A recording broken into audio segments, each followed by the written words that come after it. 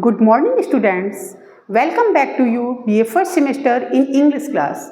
In today's class, I am going to discuss about Rabindranath Tagore. Rabindranath Tagore बेटा इनको are N Tagore के नाम से भी जाना जाता है.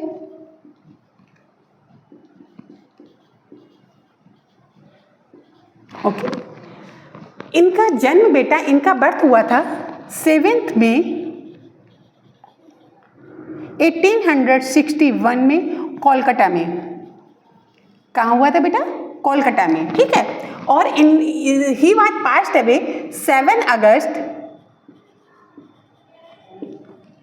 1941 इन कोलकाता सेम प्लेस पर. ठीक है.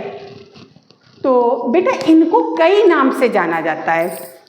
रविन्द्रनाथ टैगोर को कई नाम से जाना जाता है. इन्होंने बहुत सारा लिटरेचर की फील्ड में, म्यूजिक की फील्ड में, पेंटिंग की फील्ड में, साहित्य कला के क्षेत्र में इनका बहुत बड़ा कंट्रीब्यूशन रहा है. इसीलिए इनको हमारे 9 इंडियन एंग्लो राइटर में काउंट किया गया है. इनको हम किस किस नाम से जानते हैं? इनको गुरुदेव के नाम से भी जानते हैं. गुरुदेव. ठीक है. इनको पोएट के नाम से भी जानते हैं. ठीक है. ये एक फिलोसफर भी थे.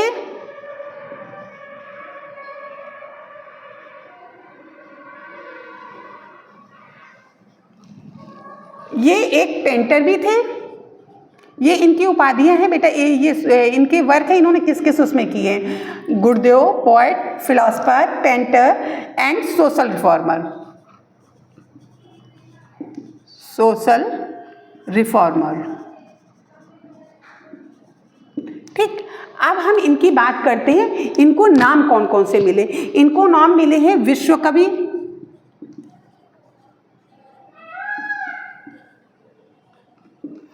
कवि गुरु,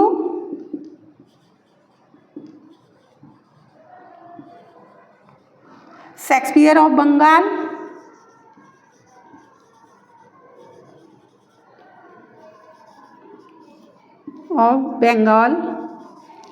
okay, pride of India,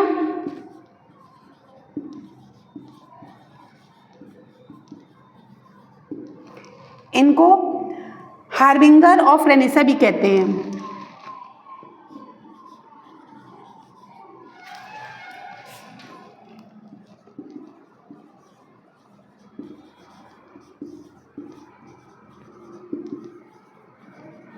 Renaissance. ठीक है. और इनको बार्ड ऑफ बंगाल भी कहा जाता है.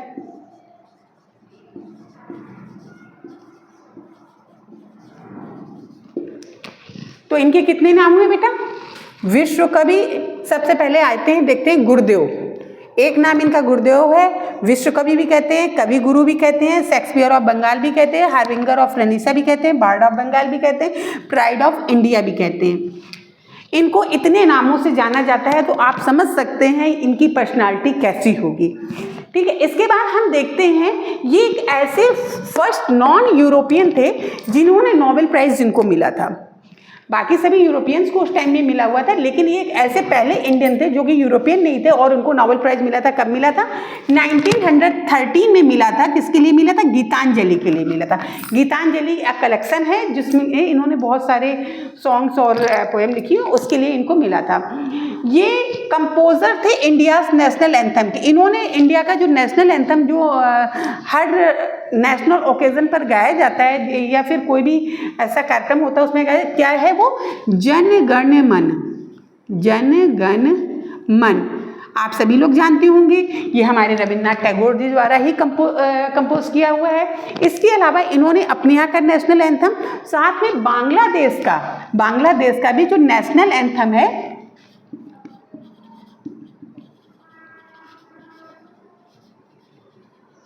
इन्हीं के द्वारा कंपोज हुआ. अमर सोनाहार बंगाला, ये इन्हीं ने वहाँ का भी लिखा है क्योंकि ये वहीं के बंगाल के ही थे, बंगाली थे. ठीक है. इसके बाद इन्होंने एक विश्व भारती यूनिवर्सिटी स्थापना की. He was founded Vishwa Bharati university. विश्व भारती यूनिवर्सिटी कब इन्होंने की? इन्होंने 1921 में इस्टेब्लिश की है. इसकी न्यू रखी है, जिसको कि किसके नाम से जाना जाता है? शांति निकेतन के नाम से जाना जाता है. किस नेम से जानते हैं बेटा इसको? 1921 में 1921 में Rabindranath Tagore was founded Vishwa Bharati university which was known as Shanti Niketan. इन्होंने इसमें क्या किया, इसमें प्रमोट किया गया था उस समय हॉलिस्टिक एजुकेशन को, combining Indian and western ideas.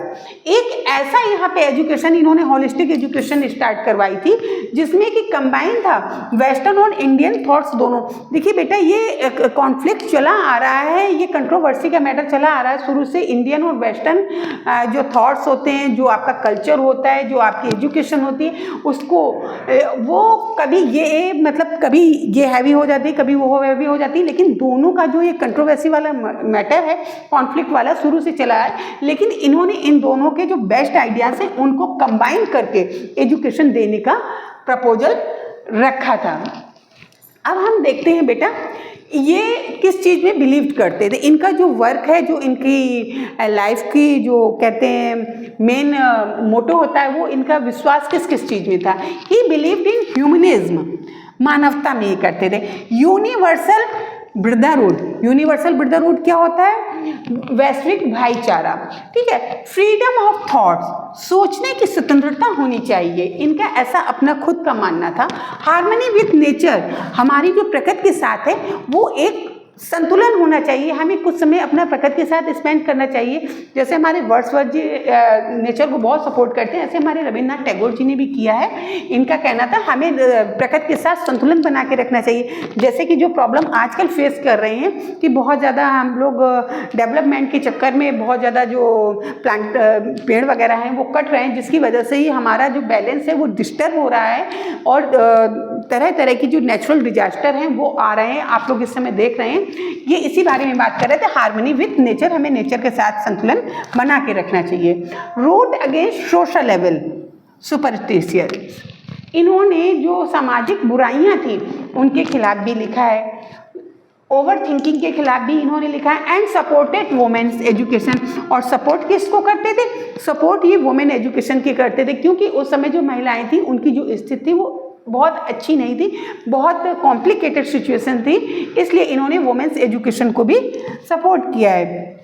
अब एक देखिए, कभी किसी को कोई भी अवार्ड दे दिया जाता है तो ये तो उसके लिए बहुत ही सम्मान की बात होती है, लेकिन ये एक हमारे ऐसे, इनको हम कह सकते हैं विश्व कवि गुरुदेव जी एक ऐसे व्यक्तित्व वाले व्यक्ति थे कि जिन्होंने अपनी नाइटहुड की जो पदवी होती है, नाइटहुड दिख रहा है बेटा यहाँ से, नाइटहुड की जो पदवी होती है इसको इन्होंने रिटर्न कर दिया था, जिससे इनको सम्मानित किया गया था। ये एक बहुत बड़ी पदवी होती थी उस समय।